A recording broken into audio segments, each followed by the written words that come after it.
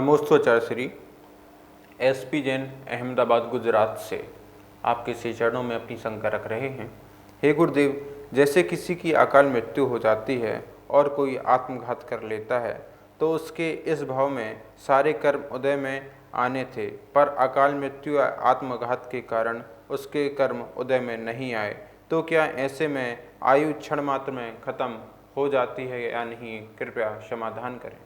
आयु कर्म का उदय निरंतर चलता रहता है और अचानक किसी कारणवश अकाल मरण हो जाए, मतलब पूर्ण आयु को जीव ना भोग पाए, विषघात से, एक्सीडेंट से, आग लग जाने से, ऊपर छत आदि से खून जाने से, बहुत सारे कारण हो सकते हैं, कोई छुराघात आदि कर दे, तो ये सारे तमाम कारण हैं अकाल मरण के।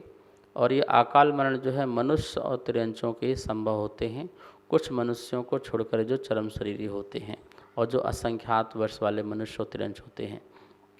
तो ये किसी कारण बस ये घटना घटी, तो उस समय जो आयु का उदय चल रहा था वो अंतिम समय में पूर्ण आयु उदय में आकर के अंतर मुहूर्त में ही समाप्त हो जाती है और आगामी आयु का उदय होकर के वो जीव जो है आगामी गति को चला जाता है। शेष आयु जो है लेके जाता है, ऐसा नहीं है कि 100 साल का आदमी था, 50 साल में किसी कारण बस मरण हो गया अकाल, अब 50 साल तक आत्मा बिना शरीर के भटकेगी, ऐसा नहीं है। एक भी समय नहीं ऐसा नहीं होता है जिस समय शरीर आत्मा बिना शरीर के हो। आपको पता है विग्रह गति में भी कारणमण शरीर होता है, वहाँ भी बिना शरीर के आत्मा नहीं होती है। और वह 4 समय के पहले पहले उसे जो औदारिक या बैक्टीरिया जो शरीर धारण करना है वो शरीर को धारण को करके वहाँ पर उसका दूसरी आयु का उदय चालू हो जाता है। और जो 50 साल की जो शेष आयु थी वो उसी समय अंतर मुहूर्त में समाप्त हो जाती है। उदाहरण मिलता है जैसे कि एक मटके में पानी भर दो और उसका 24 घंटे पानी एक छेद कर दिया, गिर गिर कर समाप्त हो जाएगा टपक टपक करके। और यदि उस मटके में डंडा मार दिया जाए बीच में, तो वो पानी भी कहाँ जाना है, नीचे ही गिरना है। जो 24 घंटे में पानी गिरना था वो डंडा मारते ही तुरंत ही वहाँ सारा पानी गिर गया।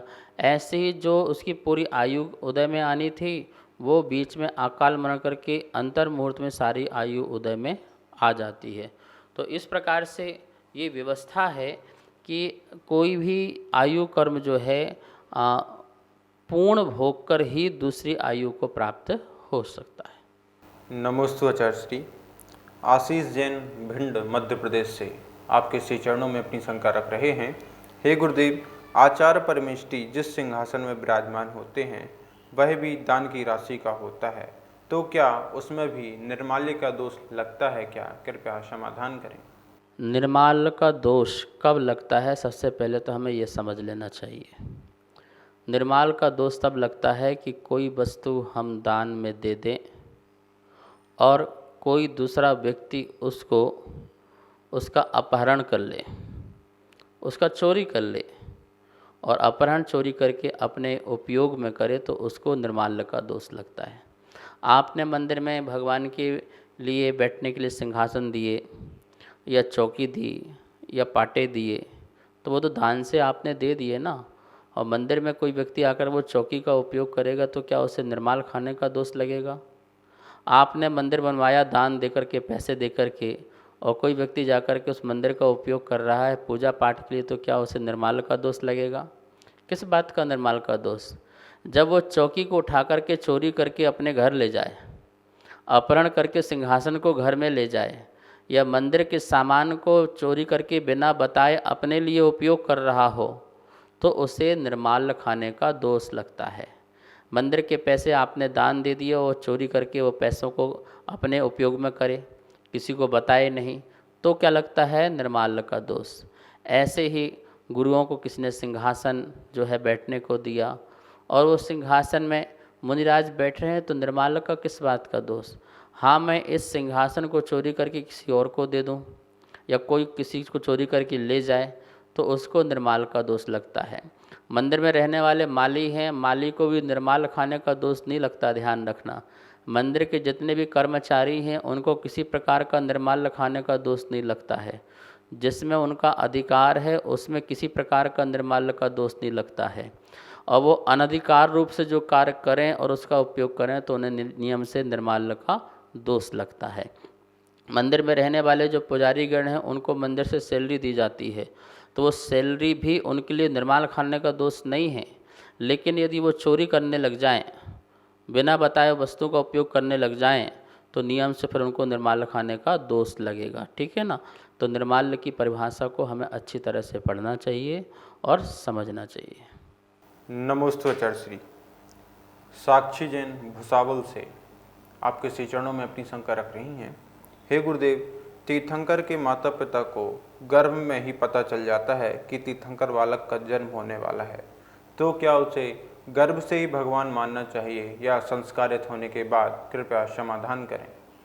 बालक गर्भ में आता है, उसके पूर्व 16 स्वप्न आते हैं और उन 16 स्वप्नों के द्वारा जो है माता पिता को दोनों को संकेत प्राप्त हो जाते हैं कि कोई अद्भुत और विशेष जो जीव है आने वाला है। पिताजी जो हैं वह इस बात को जान जाते हैं कि जो बालक आ रहा है ये विश्व का कल्याण करने वाला बालक आ रहा है, सभी जीवों का कल्याण होगा। लेकिन मोह की प्रवृत्ति तो मोह की प्रवृत्ति ही होती है। कोई भी माता पिता हों अपने बालक को तो बालक ही समझते हैं, चाहे वो तीर्थंकर के माता पिता ही क्यों ना हो। और वो तीर्थंकर के माता पिता भी अपने जो बालक हैं उसे भगवानवत नहीं, अपने जो बालक जो होता है कि ये मेरा लाल है, ये मेरा बेटा है और इसको मैं खिलाऊं पिलाऊं, इसके लिए मैं बड़ा करूं, इसके लिए मैं जो है विवाह आदि करूं और गृहस्थ जीवन। देखिए ना, माता पिता पूछते हैं ऋषभदेव से आपको विवाह करना है, ओम स्वीकृति देते हैं। तो देखिए, तो इस प्रकार से जैसे सामान्य माता पिता अपने बच्चे से व्यवहार करते हैं, ऐसे ही तीर्थंकर के माता पिता भी अपने बच्चे से व्यवहार करते हैं, क्योंकि जो मातृ प्रेम है वो तो प्रेम ही रहेगा। वो ये थोड़ी कहेगी मैं भगवान को खिला रही हूँ, मैं भगवान को जो है नहला रही हूँ, इस प्रकार का व्यवहार नहीं। वो मेरा लाल है, मेरा अंश है, मेरा बेटा है, इस प्रकार का भाव जो राग है, माँ का जो मातृत्व प्रेम है, जो वात्सल है, वही रहता है, कोई अन्य नहीं रहता है। बस ठीक है, ये दिव्य बालक है और इसका पुण्य बहुत अच्छा है और इसके नियम से बहुत जीव तरेंगे। ये सब होते हुए भी जो मोह की प्रबलता है वो वही रूप होती है जो सामान्य मनुष्य की होती है। सभी को सादर जय जिनेन्द्र। आप नित्य जैन पाठशाला के माध्यम से 6 डाला का स्वाध्याय कर रहे हैं, जो कि पूज्य गुरुदेव के मुखारबिंद से बहुत ही सुंदर स्वाध्याय कराया जा रहा है और जैन आगम के अनुसार आपकी शंकाओं का समाधान भी किया जा रहा है। अगर आपको इस विषय में कोई भी शंका है तो आप हमें नीचे दिए गए नंबर पर भेज सकते हैं और अपनी शंका का समाधान पा सकते हैं। और आप शंका समाधान के पुण्यार्जक भी बन सकते हैं। 21 रुपये की राशि के माध्यम से 1 दिन के लिए और 11,000 रुपये की राशि के माध्यम से 1 महीने के लिए पुण्यार्जक बनकर अपने पुण्य का संचय कर सकते हैं और शुद्ध ज्ञान की प्रभावना कर सकते हैं। सभी को सादर जय जिनेन्द्र। इस कार्यक्रम के पुण्यार्जक थे